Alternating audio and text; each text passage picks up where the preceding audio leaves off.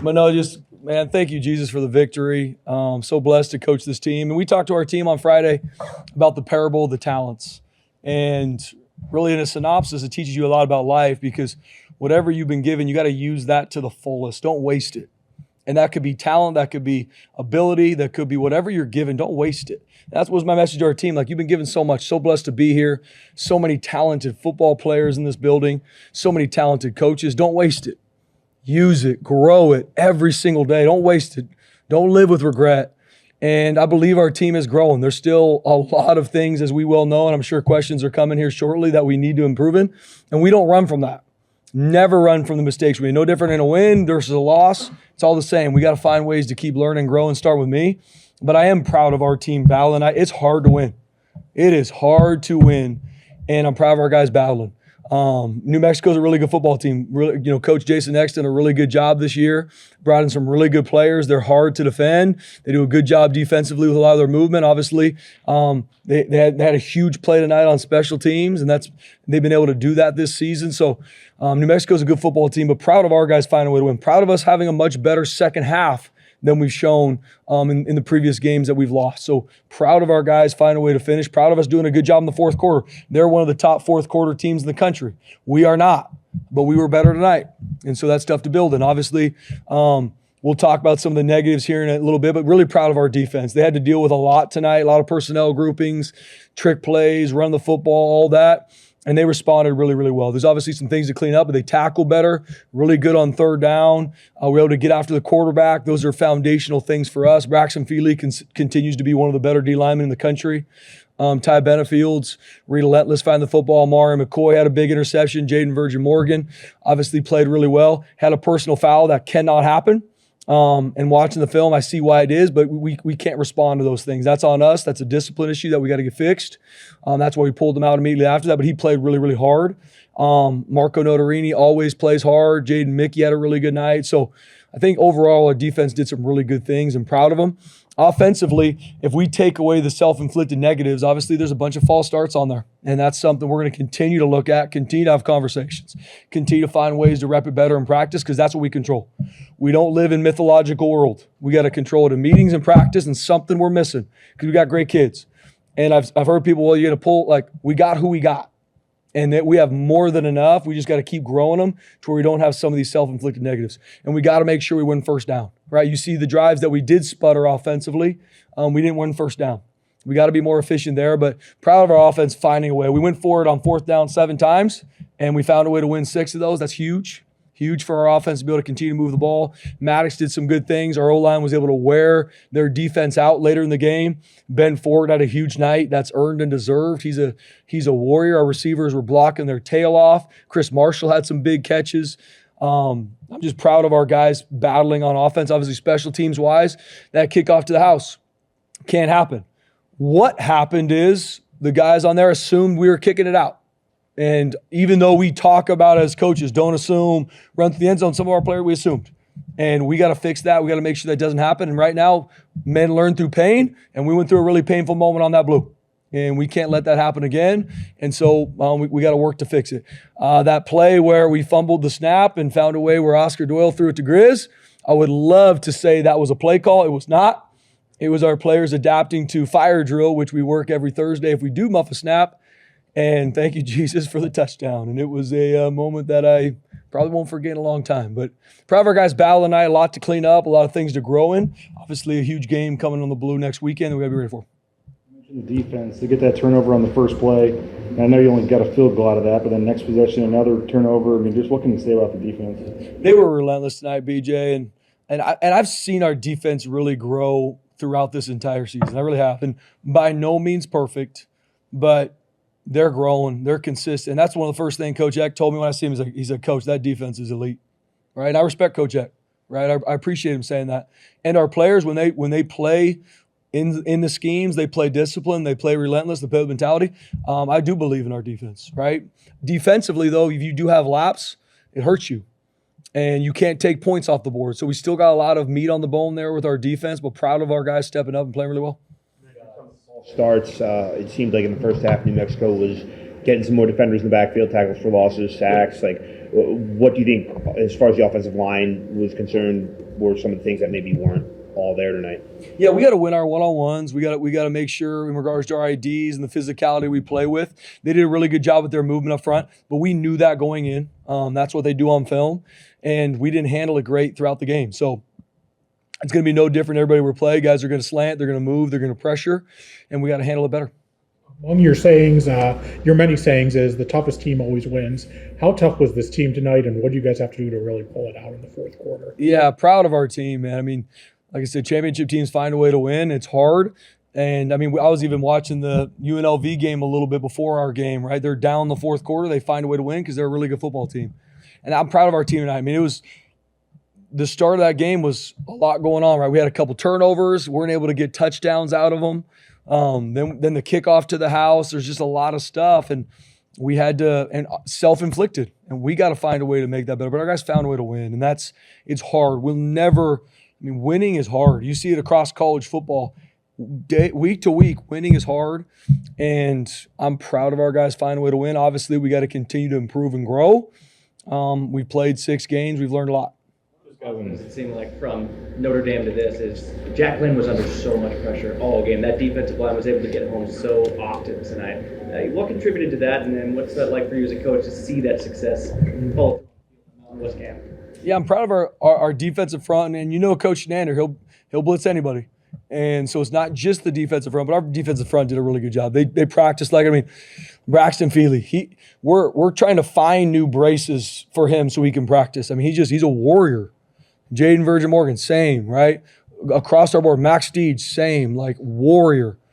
It's hard. I mean, how we play defense and in the defensive front, that's a battle, and our guys battle to continue to grow and improve, and they did some really good things tonight, and so we need every bit of that. You talked about the fourth downs, going for it 7 times. Was that a point of emphasis this week with Nate Potter and the staff that you guys were going to be more aggressive on fourth down? We're always going to be aggressive. I mean, that's mentality we have here in all 3 phases. We want to be aggressive. We want to be on the attack. It just was the situations we were in tonight. And every game is going to be different. There's some games we won't go for it all on fourth down. It just depends on the game, depends on the situation, and we needed every bit of those tonight. The running game tonight, I know you wanted to establish the run, get that going. First half, 30 carries for 53 yards. Yeah. I mean, second half was a little better. Overall, what did you think of the running game? Yeah, just was inconsistent tonight, BJ. Inconsistent. I mean, I don't remember what drive, maybe second to last drive. It felt like we were starting to wear them out, starting to get those 6-yard gains, 8-yard gains. But we got to be way more efficient. We had too many TFLs on 1st and 10, so we're playing 2nd and 11. We got and like I said, stuff we practice. We just got to continue to make sure we make our plays, make our blocks, because that's a mentality for us. We have to be able to run the football, and it just wasn't consistent enough tonight. They had 10 tackles for loss in the first half. I mean, how hard is that to move the ball and put up points when you have 10 negative plays? Yeah, 10 negative plays. I mean, you throw the penalties on top of that too. That's just putting you behind in every situation. And no offense is built to win 3rd and long consistently. That's just not what you want to be in offensively. And with the TFLs, with the penalties, we were playing from behind in a lot of those drives, and that's why we ended up having to go for it on more 4th downs to try and get stuff going. But we got to win 1st down. We got to be efficient.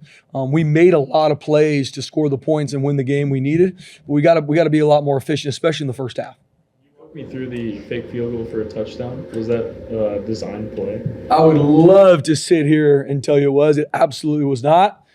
We fumbled the snap. And every week we call it fire, and it's everybody around the country, I think, calls it fire drill, where if you fumble the snap, all your eligibles just make a beeline for the goal line. We do it every Thursday. It's something you kind of, I'll be honest with you, just kind of work through just in case. And it happened. And old Oscar Doyle, man, found a way to find old Troy Grizzle in the end zone, and absolutely not called. Absolutely great job by our players, and I give God all the glory for that one. First career pass for Oscar, first career reception for Troy. Just how special of a moment is that for those guys? Yeah, you saw our sideline. They erupted. Because, I mean, they're great kids. I mean, Oscar Doyle is a great addition. His family's in town from Australia, too, watching him. Well, I think the first game they've been able to see. And Troy Grizzle, I mean, a guy that battles on scout team, has some packages on offense, obviously is on our field goal unit, and him scoring was awesome. The offensive line, Spencer. Was there something you said, an adjustment at halftime? Because again, 10 TFLs, 4 sacks, and then second half, just 1 TFL. Yeah. Was it something you did? you changed? What was that? Yeah, with our defensive front, I mean, our guys were relentless. And just like anything, when you start getting a lead, then that puts you in a situation where you can go attack the quarterback a lot more. When it's a one-score game where you're down, which we've been in this season, it's really hard to be able to pin your ears back and go get the quarterback. So our guys were relentless. They were unfazed tonight. And even after the kickoff to the house or the scoring touchdown drive they had, I'm proud of our defense. I'm proud of our coaches. I thought the game plan was really, really good. Proud of our coaches putting that together. And our guys were relentless tonight. The ball starts. Cage got one, which obviously he doesn't ever get that. How much of it is communication versus cadence, and how do you attempt to fix that? Yeah, obviously we got to keep looking at it. We had way too many tonight. Cage, one of them. We had obviously multiple players on our offensive line that had false starts. So we got to keep looking at it. We got to find a way to fix it. It's obviously been a point of emphasis, but we have to do a better job as coaches. And then our players got to continue to grow in that spot because that can't happen. Nothing in the turnover battle. Did you do anything on both sides of the ball just to fix those issues?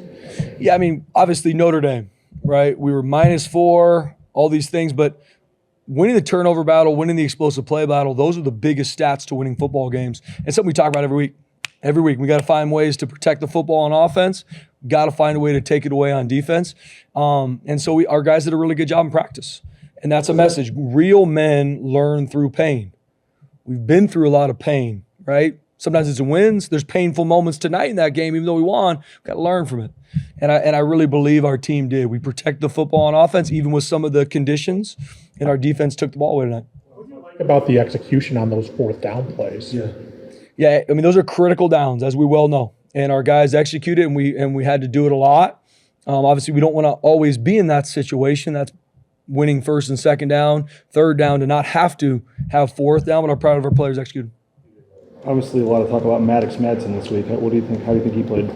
Without watching the film, I thought he played really good, BJ. I thought obviously there's going to be things, even just off the top of my head, that I know he can do better, but he was consistent. He's a warrior, right? Rain, things not going good, false starts, all this, and everybody's going to look at number 4. How he handles it, what he does. If the offense isn't going good, the first finger is going to him. And he's a warrior, man. He's relentless. He's a leader of this team. And I'm proud of how he bowed. And I thought he played really well tonight. Your phrasing of these men learn from pain is really interesting to me. I'm wondering if you could expand on that and maybe touch on how the sentiment on the team is changing after last week's loss. Good question. Yeah, I talked to our team a lot about this because when you're a child, and I have little kids, painful moments will happen. Hey, don't touch that, it's hot. But when you're a kid, you'll touch it, you'll probably bring your feet, but you might still touch just because it's hard for you to learn when you're a child. As you become a man, you have to learn through pain. It's not always just physical pain. What we're talking about is obviously painful moments in football, obviously life included. And real men, you learn from it. So whatever brought about a painful experience, not playing well, not doing something you should, you got to learn and figure out why that happened so I can be better and not let that pain happen again.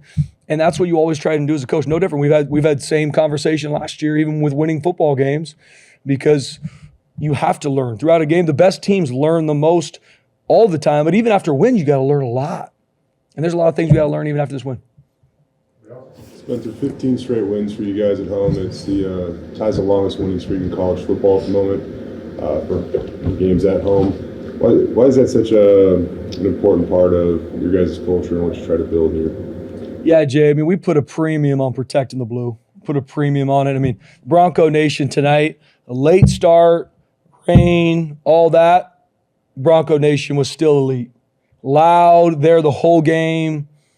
We have the best fan base in the country, and it matters to me. It matters to our team. They find a way to save their money, pay for tickets, go to see us play in Notre Dame, sell out our stadium every single week, no matter kickoff time, weather. Bronco Nation's there. That does not happen everywhere. I'm so blessed to be a part of that. I'm so grateful for Bronco Nation. And I make sure I talk about their team all the time. Like, how do you want this to go? Because there's 30-some thousand people in those stands that are sacrificing to watch you. What do you want them to think about? And I really believe our team understands that, right? The best teams also find a way to win at home. It's not like there's some magic out there, but I do believe in Bronco Nation, man. I'm so proud of them, and we got to keep stacking those wins. Thanks, Coach. Thanks, guys.